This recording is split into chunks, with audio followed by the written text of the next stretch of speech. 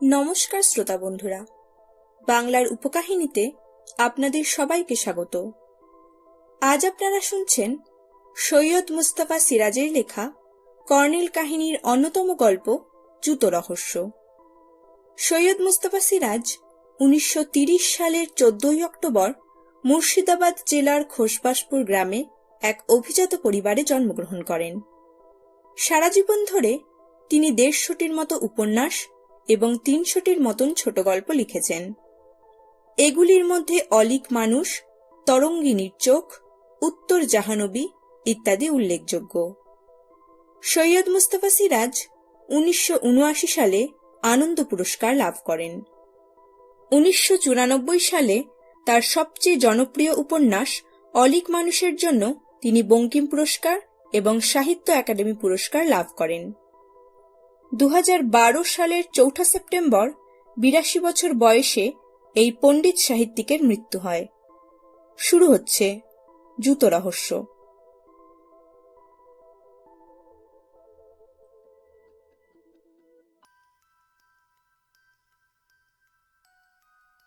ভদ্রলোক দরজার পর্দার ফাঁকে উকি মেরে কাঁচুমাচু মুখে বললেন, জুতো পরে ঢুকতে পারি স্যার?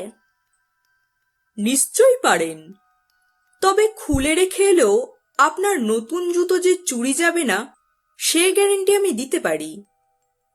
এই তাহলে যথাস্থানেই এসেছি বলে ভদ্রলোক হন্তদন্ত হয়ে ঘরে ঢুকলেন। তারপর সোফায় বসে পাঞ্জাবির পকেট থেকে রুমাল বের করে মুখ মুছলেন। আমার ভাগ্নে গোকুল স্যার, আপনি চেনেন ওকে, বাবুগঞ্জ ডাকবাংলোর কেয়ারটেকার। আপনার ঠিকানা দিয়ে বলল এর কিনারা করতে আপনিই পারবেন। জুতো চুরির? আজ্ঞে। কজোড়া চুরি গেছে এ পর্যন্ত? 3 জোড়া। ভদ্রলোক করুণ মুখে বললেন, এ বাজারে 1 জোড়া চামড়ার জুতোর দাম চিন্তা করুন স্যার। 1 সপ্তাহে 3 জোড়া জুতো লোপাট।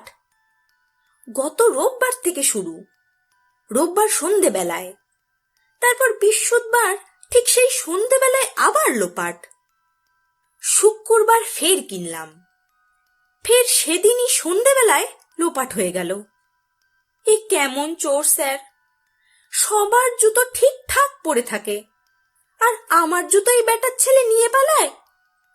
নতুন জুতো তো আরো কত লোকে পড়ে যায়, তাদের জুতো ভুলেও ছোঁয় না, খালি আমার জুতো। ঠাকুর বাড়ির দরজা থেকে? ঠিক ধরেছেন স্যার, রাজাদের ঠাকুর বাড়ি। কবে ওরা কলকাতায় চলে এসেছেন, দালান কোঠা সবই ধসে পড়েছে, শুধু ঠাকুর বাড়িটাই কোনো রকমে টিকে ছিল। পুরা খা খা অবস্থা। দেবতার নামে জমি আছে, কিন্তু পুজো আচ্চা বন্ধ ছিল। সেবায় থাকলে কি হবে, পায়ে বাত, চলাফেরা করতে পারেন না, নিজের ঘরে শুয়েই নমো নমো। বুঝলেন তো স্যার? বুঝলাম। তারপর কোনো সাধু সন্ন্যাসীর আবির্ভাব হলো ঠাকুর বাড়িতে?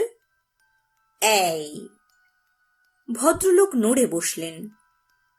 গোকুল যা বলছিল ঠিকঠাকই মিলে যাচ্ছে। তিনি আসার পর রোজ সন্ধে থেকে শাস্ত্রপাঠ, কথকতা, কীর্তনের আসর বসছিল? আজ্ঞে।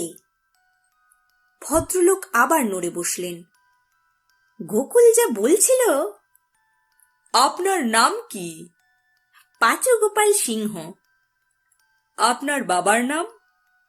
আজ্ঞে যদুগোপাল সিংহ, তিনি আমার ছোটবেলায়। আপনার ঠাকুরদার নাম? জয়গোপাল সিংহ। তিনি কি করতেন? তিনি রাজবাড়ির খাজাঞ্চি ছিলেন। খাজাঞ্চি? আজ্ঞে হ্যাঁ, খাজাঞ্চি মানে ক্যাশিয়ার স্যার, আজকাল খাজাঞ্চি বললে। আপনার বাবা কি করতেন? রাজবাড়ির সেরেস্তাদার মানে অ্যাকাউন্টেন্ট ছিলেন। আপনি কি করেন? রেলের টিকিট চেকার ছিলাম, গত মাসে রিটায়ার করে পৈতৃক বাড়িতে এসে উঠেছি, বিয়ে টিয়ে করিনি। আমার বিধবা দিদি গোকুলের মা স্যার, দিদি আমাদের বাড়িতে থাকতো। আমি আসার পর সে গোকুলের সরকারি কোয়ার্টারে চলে গেছে। অত করে বললাম, থাকলো না। বলে কি আর এ বাড়িতে ভূতের অত্যাচার সইতে পারবে না। ভূতের অত্যাচার? আজ্ঞে, ভদ্রলোক চাপা গলায় বললেন। রাত বিরেতে কিসব অদ্ভুত শব্দ, কুকুর চেঁচালেই থেমে যেত। তবে প্রথম প্রথম গা করিনি, শেষে শান্তি সস্তায়ন করলাম, তাতেও কাজ হলো না। এমন সময় সাধু বাবার আবির্ভাব, কাজেই তার শরণাপন্ন হলেন। হলাম, কিন্তু সাধু বাবার কৃপায় ভূতের অত্যাচার যদি বা বন্ধ হলো, হঠাৎ এই আরেক উপদ্রব শুরু হয়ে গেল, জুতো চুরি। তিন জোড়া জুতো স্যার। সাধু বাবা কোনো আশকারা করতে পারলেন না? ভদ্রলোকের মুখে এতক্ষণে আতঙ্কের ছাপ ফুটে উঠল। আশকারা করতে গিয়েই সাংঘাতিক কাণ্ড স্যার। কাল শনিবার সকালে ঠাকুর বাড়ির যে ঘরটায় সাধু বাবা থাকতেন, সেই ঘরের বারান্দায় চাপ চাপ রক্ত দেখা গেল। সারা বাবুগঞ্জে হুলুস্থুলু। পুলিশ এলো। রক্তের ছাপ পেছনকার দরজার ঘাটেও পাওয়া গেল। নিচে গঙ্গা। পুলিশ বলল বডি গঙ্গায় ফেলে দিয়েছে। আমি এর মাথা মুন্ডু কিছু বুঝতে পারছিলাম না। শেষে গোপনে গোকুলকে সব বললাম। তখন গোকুল, আপনার বাড়িতে আর কে থাকে? কেউ না স্যার, আমি একা থাকি। সপাক খাই, বরাবর নিজের কাজ নিজে করার অভ্যেস আছে। আপনি যে রোজ সন্ধে বাড়ি থেকে সাধু বাবার আসরে যেতেন? কাছেই স্যার, খুব কাছে। হ্যাঁ, কিন্তু আপনার কি মনে হতো না বাড়িতে চোর ঢুকতে পারে? ভদ্রলোক হাসবার চেষ্টা করে বললেন, ভুলো স্যার, ভুলোর চেঁচানি যে একবার শুনেছে, সেই কানে আঙ্গুল গুজে পালাবে। ভুলো কোনো কুকুরের নাম? আজ্ঞে, ঠিক ধরেছেন। গোকুল যা যা বলছিল। ভুলোকে আপনি কোথায় পেলেন? দিদির পোষা দিশি কুকুর। দিদি চলে গেলেও ভুলো চলে যায়নি। তাহলে ভুলো এখন আপনার বাড়ি পাহারা দিচ্ছে? অ্যাঁ? ভদ্রলোক চমকে উঠলেন। তাই তো, ওর কথা কাল থেকে আমার খেয়ালই নেই। ভুলোকে আমি কাল দেখেছি না দেখিনি? দেখিনি। কি আশ্চর্য, ভুলো কি তাহলে দিদির কাছে চলে গেছে? অকৃতজ্ঞের কাণ্ড দেখেছ? আপনি ফিরে গিয়ে ওর খোঁজ নিন, দেরি করবেন না। পাঁচু গোপালবাবু তড়াক করে উঠে দাঁড়ালেন। তারপর আর একটা কথাও না বলে হন্তদন্ত হয়ে ঘর থেকে বেরিয়ে গেলেন। এতক্ষণ চুপচাপ বসে এইসব কথা শুনছিলাম। এবার দেখলাম আমার বৃদ্ধ বন্ধু প্রকৃতিবিদ এবং রহস্যভেদী কর্ণের নীলাদ্রি সরকার চোখ বুজে সাদা দাড়িতে হাত বুলোচ্ছেন। চওড়া টাক বড্ড বেশি চকচক করছে। একটু হেসে বললাম, আশ্চর্য কর্নেল, আপনি অন্ধকারে ঢিল ছোড়েন এবং দিব্যি সেই ঢিল লক্ষ্যভেদ করে। কর্নেল চোখ খুলে জোরে মাথা দোলালেন। অন্ধকারে? না জয়ন্ত, আমি আলোতেই ঢিল ছুঁড়েছি। জুতো চুরির কথা আপনি জানতেন তাহলে? না, ভদ্রলোককে আমি কোশমিন কালেও চিনি না। তবে গঙ্গার ধারে ডাকবাংলোর কেয়ারটেকার গোকুলবাবুকে চিনি। গত এপ্রিলে বাবুগঞ্জে উনি আমাকে কয়েকটা অর্কিডের খোঁজ দিয়েছিলেন। কর্নেল নিভে যাওয়া চুরুটটি যত্ন করে ধরিয়ে বললেন, জুতোর ব্যাপারটা তুমিও আজ করতে পারতে, যদি ওর কথাগুলো লক্ষ্য করতে। তাকে বুঝে প্রশ্ন করলে সঠিক উত্তর বেরিয়ে আসে। কিন্তু সাধু বাবার ব্যাপারটা, ডার্লিং, বরাবর দেখে আসছি, কাগজের লোক হয়েও তুমি কাগজ খুঁটিয়ে পড়ো না। তোমাদের দৈনিক সত্যসেবা পত্রিকাতেই বাবুগঞ্জের সাধু বাবা নিখোঁজ এবং রক্তের খবর বেরিয়েছে। বেশ, কিন্তু কুকুরের ব্যাপারটা? পাচুগোপাল বাবুর মুখেই শুনেছ, কুকুর চেঁচালে ভূতের শব্দ থেমে যেত, কাজেই একটা কুকুর থাকার চান্স ছিল। তাহলে ভূত আসলে জুতো চুরি করতেই আসতো? বাহ! কর্নেল হাসলেন। ক্রমশ তোমার বুদ্ধি খুলে যাচ্ছে। রীতিমতো রহস্যজনক ঘটনা। কুকুরটা নিপাত্তা হয়ে গেল সাধু বাবার মতো, এবং 3 জোড়া জুতোও নিপাত্তা হয়ে গেছে। কিন্তু কুকুরের জন্য ভদ্রলোক প্রায় গুলতির বেগে বেরিয়ে গেলেন কেন বলুন তো? কর্নেল আমার কথায় কান দিলেন না, আবার চোখ বুজে ইজি চেয়ারে হেলান দিলেন এবং চুরুটের ধোয়ার মধ্যে ওকে আপন মনে বিড়বিড় করতে শুনলাম। খাজাঞ্চি, আগের দিনে রাজা খেতাবধারী বড় জমিদারদের খাজাঞ্চিখানা থাকত, ট্রেজারি। খাজাঞ্চি ঠিক ক্যাশিয়ার নয়, ট্রেজারার। সে আসলে খুব সম্মানজনক পদ, তবে খুব আস্থাভাজন লোক হওয়া চাই। আস্থা, খুব গুরুত্বপূর্ণ এই শব্দটা, আস্থা। ষষ্ঠীচরণ আরেক প্রস্ত কফি রেখে গেল। বললাম, কর্নেল, কফি। হ্যাঁ, কফি খেয়েই আমরা বেরোবো। কর্নেল চোখ খুলে কফির পেয়ালা তুলে নিলেন, তারপর মিটিমিটি হেসে বললেন, আমরাও গুলতির বেগে বেরিয়ে যাব। বাসে মাত্র ঘন্টা 3 জার্নি, পৌঁছেই লাঞ্চ খাওয়া যাবে। বাবুগঞ্জ গঙ্গার ধারে বেশ জমকালো মফস্বল শহর। টেলিফোন এক্সচেঞ্জও আছে। সরকারি ডাকবাংলো শহরের শেষ প্রান্তে। গাছপালা ঘেরা নিঝুম নিরিবিলি পরিবেশ। কেয়ারটেকার গোকুলবাবু যেন জানতেন যে কর্নেল তার মামাবাবুর কাছে খবর পেয়েই ছুটে আসবেন, তাই সুস্বাদু ইলিশ সহযোগে চমৎকার একখানা মধ্যাহ্ন ভোজনের ব্যবস্থা করে রেখেছিলেন। খাওয়ার পর উনি ইনিয়ে বিনিয়ে রাজমন্দিরে এক সাধু বাবার আকস্মিক আবির্ভাব এবং রহস্যময় হত্যাকাণ্ডের ঘটনা বর্ণনা করলেন। শেষে বললেন, মামাবাবুর মাথায় ছিট আছে। মা এতকাল দাদামশাইয়ের ভিটে আগলে রেখেছিলেন, এত বলেও আমার কোয়ার্টারে মাকে আনতে পারিনি। তারপর মামাবাবু রিটায়ার করে বাড়ি ফিরলেন, অমনি নাকি ভূতের উপদ্রব শুরু হলো। আসলে ভূত তো জুতো চুরি বোগাস। মামাবাবুর পাগলামিতে অতিষ্ঠ হয়েই মা অগত্যা আমার কাছে চলে এসেছিলেন। কিছুক্ষণ আগে মামাবাবু আপনার কাছ থেকে ফিরে আবার এক পাগলামি করতে এসেছিলেন, খামোখা ঝগড়াঝাটি। কর্নেল বললেন, ভুলোর জন্য? আপনি শুনেছেন?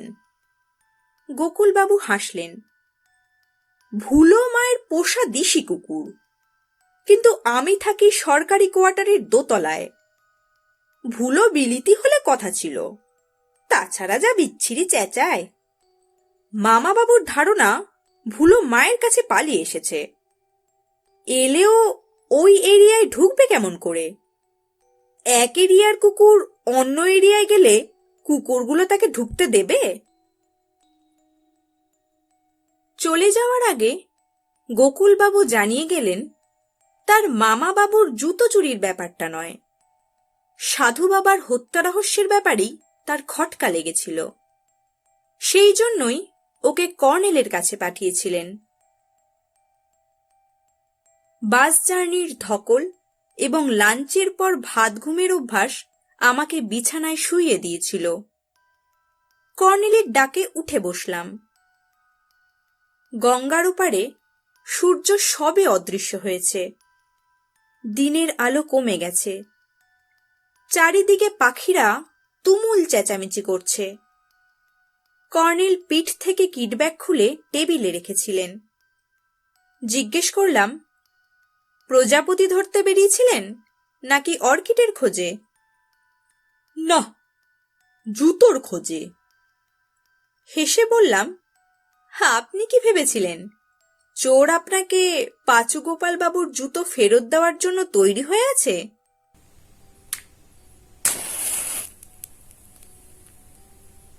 কতকটা তাই। কর্নেল চুরুট ধরিয়ে বিষণ্ণভাবে বললেন। হ্যাঁ, জুতো মারা আর কাকে বলে? 6 পাটি ছেঁড়া পামসু আমাকে লক্ষ্য করে ছুঁড়ে মারা। এক পাটি আমার টাকে পড়তে যাচ্ছিল। মাথা না সরালে পেরেকে রক্তারক্তি হয়ে যেত। শোল ওপরানো সব জুতোরই পেরেক বেরিয়ে থাকে। সবে একটা নীলকণ্ঠ পাখি দেখতে মুখ তুলেছি, অমনি টুপিটা পড়ে গেছে। সঙ্গে সঙ্গে জুতো ছুঁড়েছে। বলেন কি?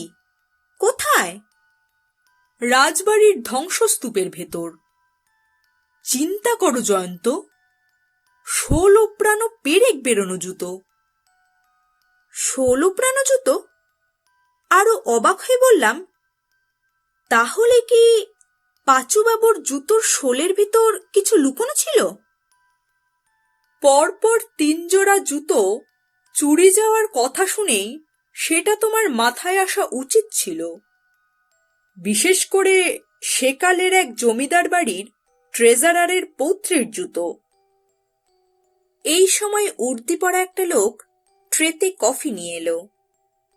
সে সেলাম দিয়ে চলে যাচ্ছিল। কর্নেল ডাকলেন, রামহরি। সে কাছে এলে কর্নেল বললেন, তুমি তো এখানকার লোক। রাজমন্দিরের সেবায়েত ঘনশ্যাম বাবুর বাড়িতে কে কে আছে এখন? রামহরি বলল, ঠাকুর মশাইয়ের 3 মেয়ের বিয়ে হয়ে গেছে, ছেলে নেই। এখন শুধু গিন্নি ঠাকুরন আছেন। ঠাকুর মশাই তো বাতের অসুখে বিছানায় পড়ে আছেন। ঠাকুর মশাইয়ের কোনো ভাই বা জ্ঞাতি নেই? এক ভাই ছিল, বনিবনা হতো না। ঠাকুর মশাইয়ের সঙ্গে ঝগড়া করে চলে গিয়েছিল। সে প্রায় 3-4 বছর আগেকার কথা স্যার। আর শুনেছি সে জেলখানায় আছে, চুরি ডাকাতি করে বেড়াতো। সেই নিয়েই তো দাদার সঙ্গে ঝগড়া। ঠিক আছে, তুমি এসো রামহরি। রামহরি চলে গেলে কর্নেল চুপচাপ কফি খেতে লাগলেন। তারপর বললেন, চলো ঠাকুর মশাইয়ের বাড়ি যাই। বিদ্যুতের আলোয় বাবুগঞ্জ ঝলমল করছিল। বড় রাস্তায় পৌঁছে কর্নেল একটা সাইকেল রিক্সা নিলেন। সন্ধে রাতের প্রচণ্ড ভিড়। রিক্সাওয়ালা অনেক গিঞ্জি গলি পেরিয়ে একখানে থেমে বলল, আর যাওয়া যাবে না স্যার, পায়ে হেঁটে চলে যান। আমি বলেই এলাম, অন্য কেউ কিছুতেই আসবে না। কর্নেল বললেন, কেন হে, ভূতের ভয় নাকি? রিক্সাওয়ালা কপালে বুকে হাত ঠেকিয়ে বলল, ঠাট্টা তামাশার কথা নয় স্যার। এই তল্লাটে দিনে দুপুরে কেউ পা বাড়ায় না আজকাল। যাচ্ছেন যান, তবে সাবধানে যাবেন। সে রিক্সা ঘুরিয়ে উধাও হয়ে গেল। এদিকটায় বিদ্যুৎ নেই। কর্নেল টর্চ জেলে এগিয়ে গেলেন। ওকে অনুসরণ করলাম। ধ্বংসস্তূপ আর জঙ্গল, এক ফালি আঁকাবাঁকা পথ। সামনে মিটমিটে আলো জ্বলছিল। কর্নেলের টর্চের আলোয় একটা জরাজীর্ণ একতলা বাড়ি দেখা গেল। কাছে গিয়ে উনি ডাকলেন, ঠাকুর মশাই আছেন নাকি? দরজা খুলে এক প্রৌঢ়া ভদ্রমহিলা লণ্ঠন হাতে বেরিয়ে কর্নেলকে দেখে যেন চমকে উঠলেন। কাপা কাপা গলায় বললেন, কোত্থেকে আসছেন আপনারা? কর্নেল বললেন, কলকাতা থেকে আসছি, একটা কথা বলেই চলে যাব। উনি তো অসুস্থ। না, কথাটা আপনার সঙ্গে। আমার সঙ্গে? কি কথা? আপনি কি ঠাকুর বাড়িতে সাধু বাবার আসরে যেতেন? ভদ্রমহিলা আবার চমকে উঠেই সামলে নিলেন। কেন সে কথা জিজ্ঞেস করছেন বাবা? আপনারা কি পুলিশের লোক? আমরা কোনো সাথে পাচে থাকি না। আমার কথার জবাব দিলে খুশি হব, ঠিক জবাব না পেলে কিন্তু ঝামেলায় পড়বেন। কর্নেলের কথার ভঙ্গিতে ভয় পেলেন ভদ্রমহিলা। বললেন, আমরা তো কারো কোনো ক্ষতি করিনি বাবা। আপনি কি সাধু বাবার আসরে যেতেন? ঠাকুর মশাইয়ের স্ত্রী আসতে বললেন, একদিন গিয়েছিলাম। শুক্রবার সন্ধে? হ্যাঁ বাবা। কতক্ষণ ছিলেন আসরে? যতক্ষণ ভাগবত পাঠ হলো ততক্ষণ ছিলাম। সবাই চলে গেলে আপনি কি সাধু বাবার সঙ্গে চুপি চুপি দেখা করেছিলেন? ভদ্রমহিলা শ্বাস প্রশ্বাসের সঙ্গে বললেন, হ্যাঁ তা। আপনি তার সঙ্গে দেখা করেছিলেন কেন? ঠাকুর মশাইয়ের স্ত্রী চুপ করে থাকলেন। বলুন, তা না হলে ঝামেলায় পড়বেন কিন্তু। এই সময় ঘরের ভেতর থেকে খ্যানখ্যানে গলায় কে বলে উঠল, বলে দাও না, এত ভয় কিসের? ভূত নিজের পাপের শাস্তি পেয়েছে। একদিন না একদিন সে খুন হতোই হয়েছে। পুলিশকে বলে দাও সব কথা। কর্নেল একটু হেসে বললেন, সাধু বাবাকে আপনি চিনতে পেরেছিলেন, তাই না? সেই জন্য চুপি চুপি তার সঙ্গে দেখা করেছিলেন। কি বলেছিলেন তখন আপনি আপনার ভূত ঠাকুরপোকে? ভদ্র মহিলা কেঁদে ফেললেন। ওকে বললাম, আমি তোমাকে চিনতে পেরেছি, আর কিছুদিন থাকলে আরো অনেকে চিনে ফেলবে। তুমি শিগগির পালিয়ে যাও ঠাকুরপো। হঠাৎ সেই রাত্রিরে ঠাকুরপো খুন হয়ে গেল, চাপ চাপ রক্ত। কর্নেল বললেন, আপনার ঠাকুরপো ভূতনাথের নামে পুলিশের হুলিয়া জারি করা আছে। এলাকার কয়েকটা ডাকাতির মামলা ঝুলছে তার নামে। জানি, সেই জন্যই তো। হ্যাঁ, তাই তাকে চিরদিনের জন্য বেঁচে যাওয়ার একটা ফন্দি দিয়েছিলেন। আপনার বুদ্ধির প্রশংসা করছি। কথাটা বলেই কর্নেল হন্তদন্ত হয়ে হাঁটতে থাকলেন। আমি হতবাক হয়ে ওকে অনুসরণ করলাম। বাংলোয় ফিরে দেখি পাঁচু গোপালবাবু অপেক্ষা করছেন, কাঁধে একটা কাপড়ের ব্যাগ। কর্নেলকে দেখে উত্তেজিতভাবে বললেন, অনেক খুঁজে পেয়ে গেছি স্যার, আপনি যা বলেছিলেন ঠিক তাই। কর্নেল বললেন, জুতো?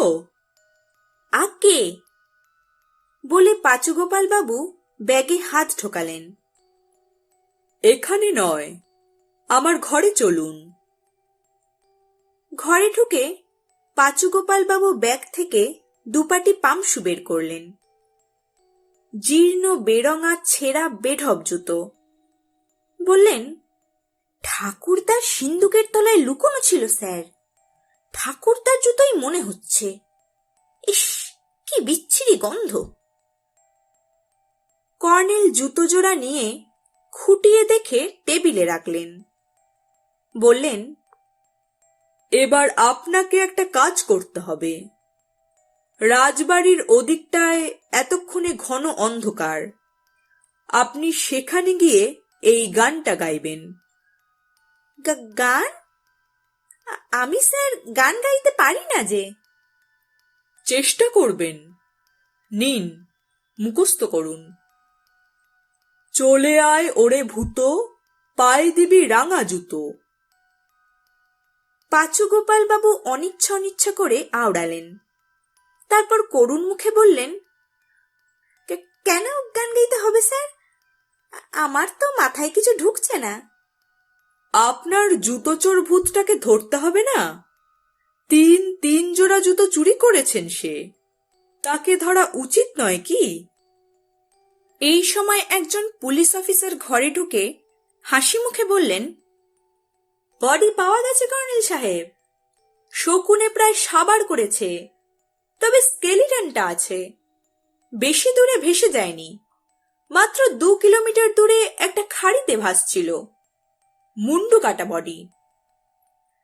পাঁচু গোপাল বাবু লাফিয়ে উঠলেন। সাধু বাবার বডি? কর্নেল বললেন, না, আপনার ভুলোর। পাঁচু গোপাল বাবু আর্তনাদ করলেন, হায় হায়, ভুলোকে কে মারলো? ভূত, বলে উঠলেন কর্নেল। আপনার ঠাকুরদার জুতো জোড়া নিন, চলুন ভূতকে ফাঁদে ফেলা যাক।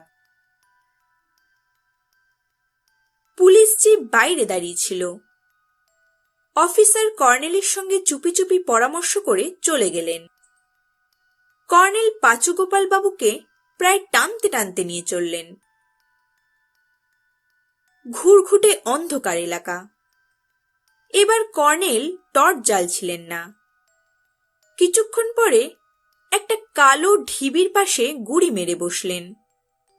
তারপর পাঁচু গোপাল বাবুকে চাপা সরে বললেন, সামনে দাঁড়িয়ে জোরে গানটা শুরু করুন। ভদ্রলোক কেশে গলা সাফ করে হেরে গলায় সুর ধরে আওড়ালেন, চলে আয় ওরে ভূত, পায়ে দিবি রাঙা জুতো। বার কত গাওয়ার পর একটা কালো ছায়ামূর্তি ভেসে উঠল ওর সামনে। খোনা গলায় বলে উঠল, এনেছিস? দে দে। পাঁচু গোপাল বাবু চেঁচিয়ে উঠেছিলেন আতঙ্কে, ওরে বাবা, এ যে দেখছি সত্যি ভূত। অমনি এদিক ওদিক থেকে টর্চের আলো জ্বলে উঠল। একটা সাধু বাবার চেহারার লোক পালানোর জন্য লাফ দিতেই কর্নেল গিয়ে তাকে ধরে ফেললেন। দুজন কনস্টেবলকে দেখলাম লোকটার হাতে হাতকড়া পরিয়ে দিল। কর্নেল তার দাড়ি জটা উপড়ে নিয়ে বললেন, ছদ্মবেশী সাধু বাবাকে চিনতে পারছেন না পাঁচু গোপাল বাবু? রাজমন্দিরের সেবায়েত ঘনশ্যাম বাবুর ভাই ভূতনাথ। আপনার ভুলোর মুন্ডু কেটে রক্ত ছড়িয়ে আত্মগোপন করেছিল। আপনার ঠাকুরদার দুপাটি জুতোর শোলের ভেতর লুকিয়ে রাখা 10টা সোনার মোহরের খবর বহুদিন আগে ভূতনাথ পেয়েছিল আপনার দিদির কাছে। আপনার দিদি কথায় কথায় মুখ ফসকে বলে ফেলেছিলেন ওকে।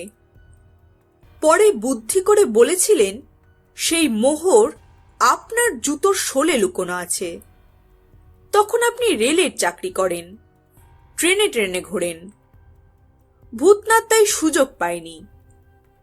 আপনি রিটায়ার করে বাড়ি ফেরার পর সে তাই আপনার জুতো চুরির ধান্দা করেছিল। যাই হোক, চলুন বাংলোয় ফেরা যাক।